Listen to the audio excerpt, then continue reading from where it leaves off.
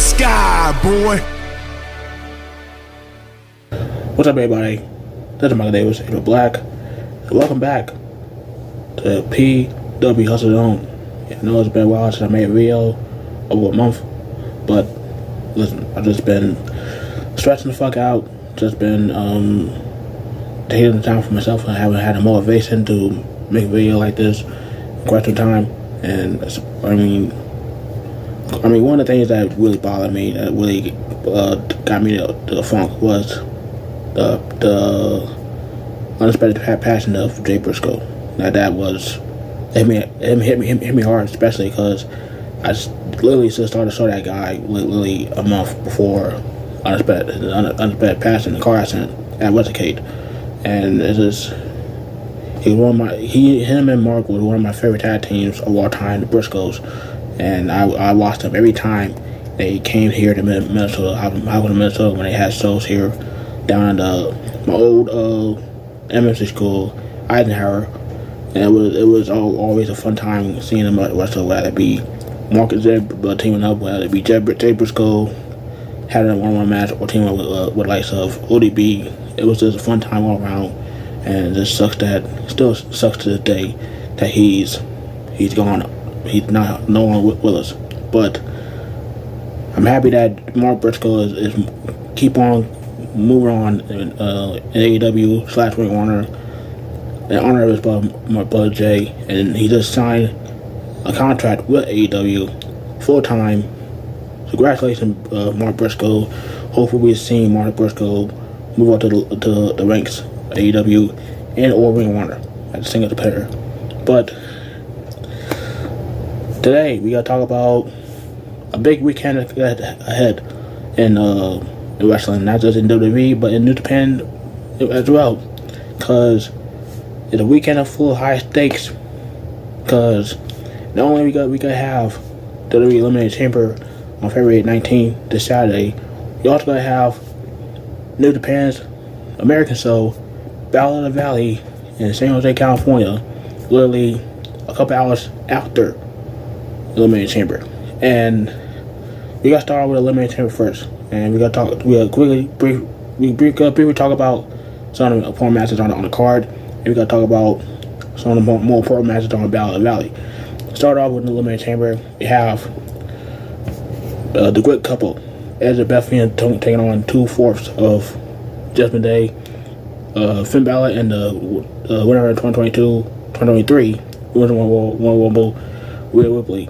Well, she'll be going against Charlotte Flair on April 1st, night one of WrestleMania, which I still don't get why it's Bianca Belair, but maybe it's a blessing in disguise. It's not Bianca Belair. I get that in a little bit, but I do think I do think they're gonna lead to a match between Finn Balor and Edge at WrestleMania, a match that we were supposed to get at Royal Rumble, because it was supposed to be a Hell in a Cell match between Edge and Demon Finn Balor at the Royal Rumble, but since Ed was filming the Percy Jackson series, they're gonna be premiering on Disney Plus, and I didn't have time to appear on Wall, didn't have time to build up to their match, so we might get a build up to that match that we're supposed to have at the Rumble, and gotta have it at WrestleMania. And if so, I really gotta be look for that, and because it's gotta be cool seeing the Hell in a Cell match that's not at Hell in a Cell at the pay-per-view or premium live event, whatever the fucking calling that nowadays. Don't care. But I do see the Great Couple winning this match. If not, the fucking punk ass Dom Mysterio get involved trying to give Judgment Day the victory, especially for his mommy. Anyway, next match I want to talk about is the women's Elimination Chamber match between Carmella, Nikki Cross, Natalya for some reason, Liv Morgan with Young Gonzalez, and Kana. No more Asuka, because Asuka wasn't doing this shit before, in WWE. This is Kana. This is the mirror clown that we know and love before she came into WWE. The reason why I'm saying this now, because Kana, Asuka, this is the character change that she needed, and I'm very happy that they allowed her to do this. And I'll go far as say that she could be the one that win this match and go on to WrestleMania to face Bianca Belair for the World Championship. because this past Monday it was supposed to be. It was a match between Bianca Belair versus Bayley and Becky Lynch, and whoever won that match between Bayley and Becky Lynch, they would be inserted to the match, elimination match, making it like a seven woman match, and have the match start in a triple threat. Thank God that didn't happen, because we tired. I'm tired of seeing the whole 4 horsewomen getting their sign. Let somebody else get their opportunity, and that person should be Kana. aka Oscar. We'll call her whatever we want. I'll call him Kana because that's Kana. There's no more Oscar.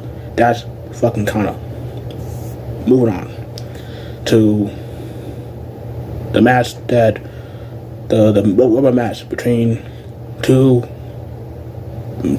Titans. You got Almighty and I got the Beast. Bobby Lashley and Brock Lesnar.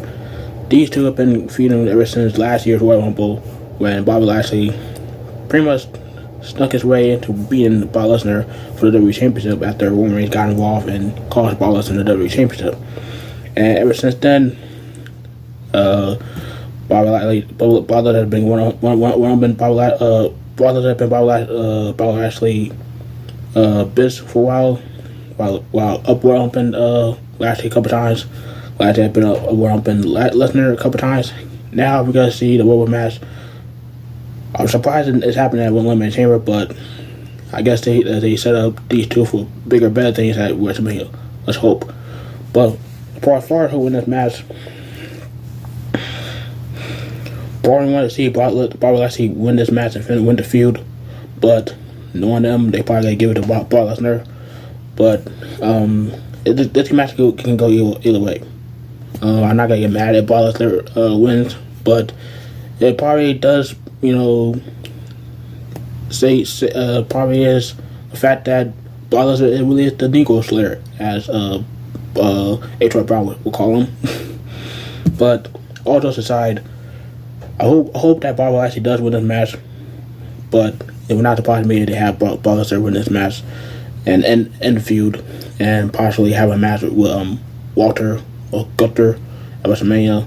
So they had that little stare down at the Rumble. But either way, I'm looking forward to see what they do with those guys at Elimination Chamber. Speaking of the Chamber, we got the first time ever that the United Championship will be defended inside the Elimination Chamber, as Roman Reigns is too much of a bitch defending titles inside the Elimination Chamber, and there's no challengers to defend his titles against inside the chamber.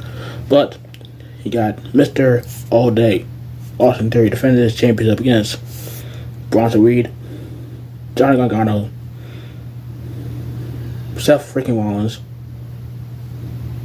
Demon Priest, and surprisingly enough, Montez Ford.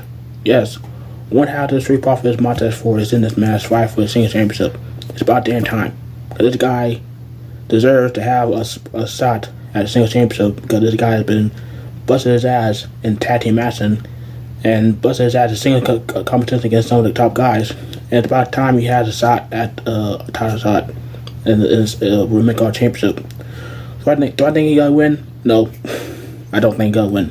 But it's gonna be a couple highlights for him in that chamber, especially when he going against guys like Rollins, Gargano, Bronson Reed, and Damon Priest, and Austin Theory. I mean, part of me wants to see Rollins win. I really do.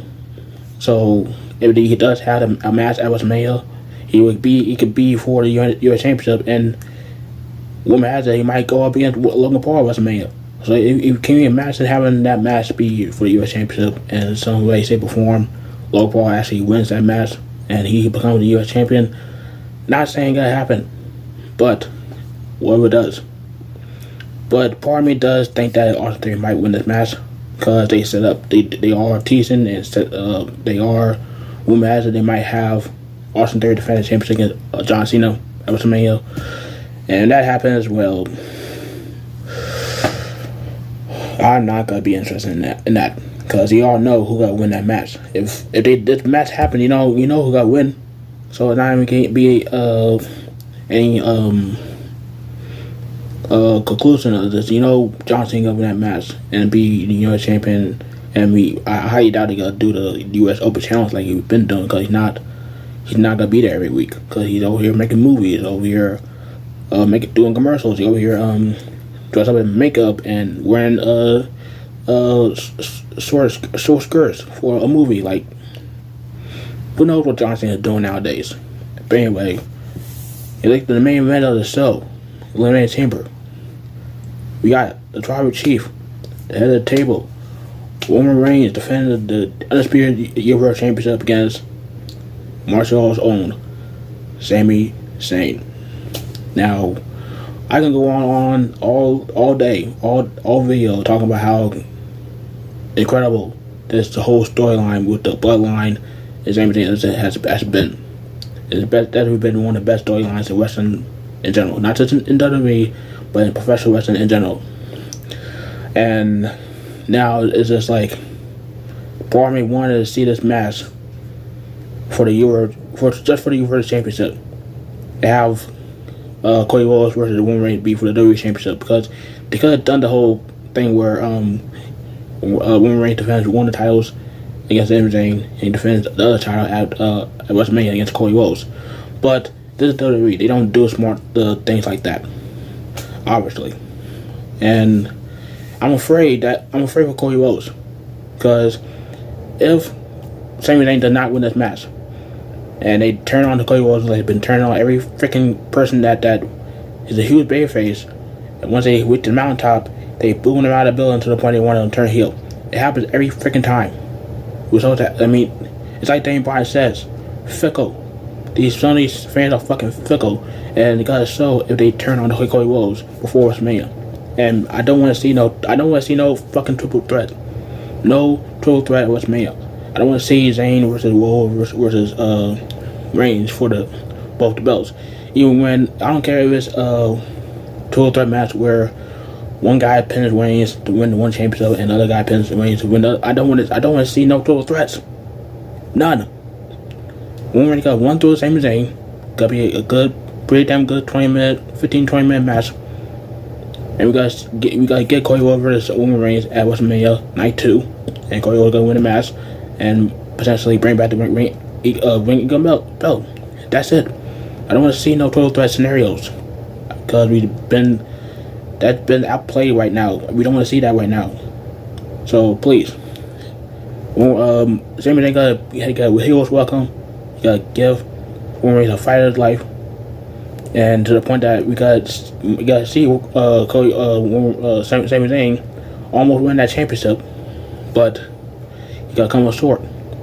Or we might see Jey Uso get involved and cost Sami Zayn the match, and that's where we see Kevin Owens help Sami Zayn, and we lead to a Uso versus Sami Zayn and Kevin Owens match for both the tag team titles at WrestleMania. Because either way, Sami Zayn gonna get his comeuppance. Sami Zayn gonna get back at the bloodline, whether it be taking one of the titles or the Usos titles. Either way, Sami Zayn gonna get his. So please, if Sami Zayn does win this match, I don't want to have anyone turn on Cody Rhodes. Have Cody Rhodes have his moment at WrestleMania and win those belts. Simple as that. But after that, those matches have happened at Elimination Chamber, there's gonna be another event happening during that time, a little bit after Elimination Chamber, and that is New Japan's Battle of the Valley. Now, I'm not gonna go down the whole freaking card of Battle of the Valley, because most of the matches on the card I don't really care about. I only care about 3 or 4 matches. One of those matches is the main event of the show. I know that's a double main event, but we gotta get to that. But the main event of the show, Kazuchika Okada versus Yota Tanahashi for the IWGP Heavyweight Championship. I know we've seen this match countless of times, but this is the first time we gotta see this match in American soil for the World Championship. They fought each other before in American soil, but this time it's gonna be for the World Championship, and it's gonna be for the first time it's ever been done ever been done in the U.S. Having these two fight for the gold. Now we know Okada win the match I mean, Okada wins, LOL. But we all know how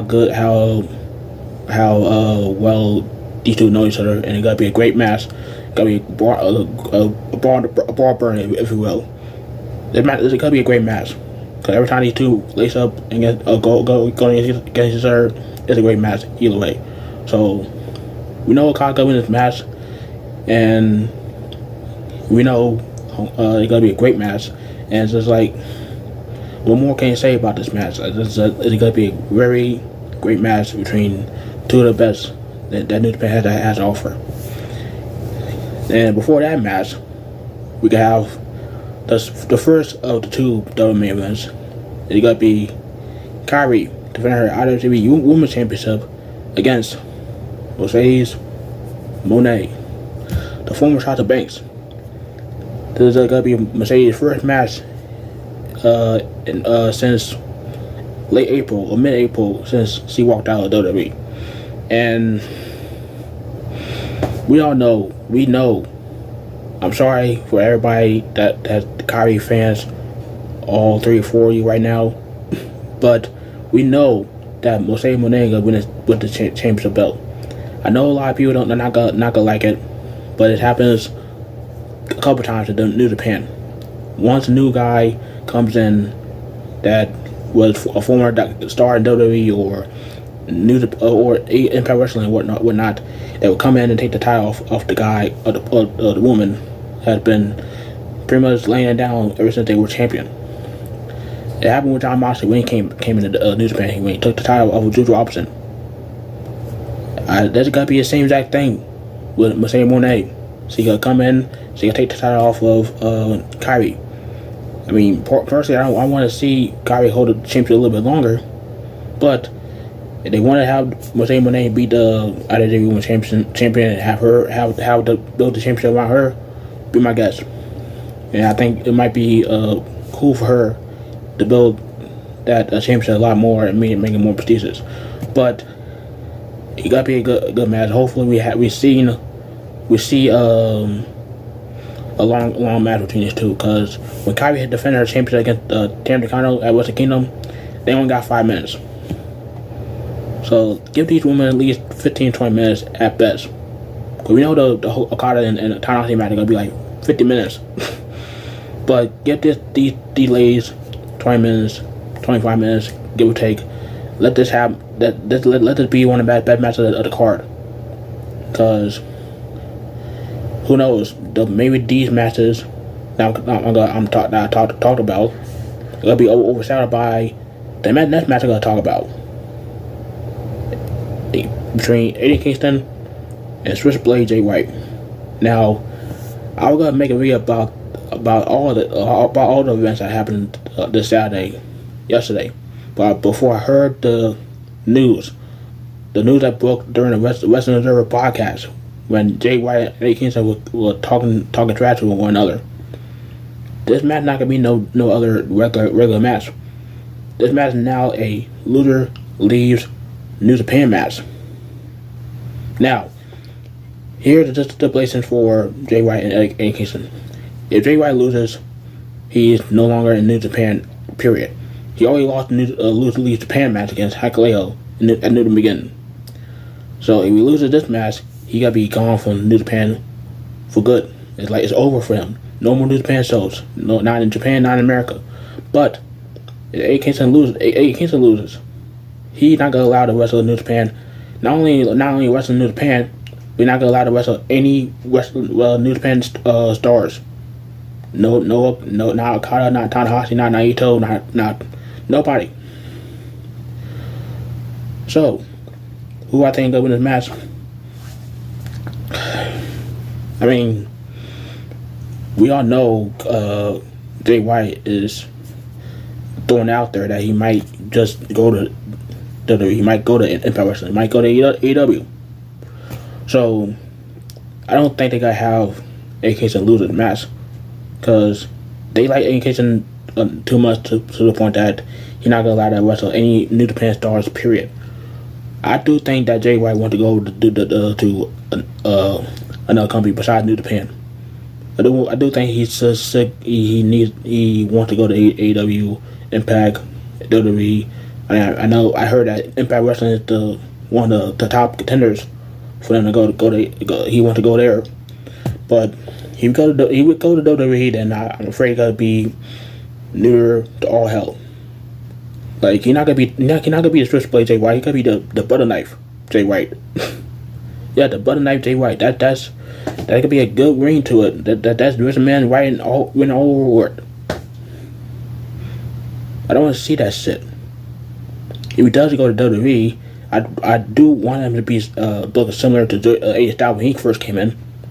Not technically not him will go all the way to the top to challenge for the championship. I don't want him to go that. I'm not talking that booking, but have him be respected, being booked to be respected, and eventually he will go on to challenge for the world championship or challenge for the mid-card championship. Who knows?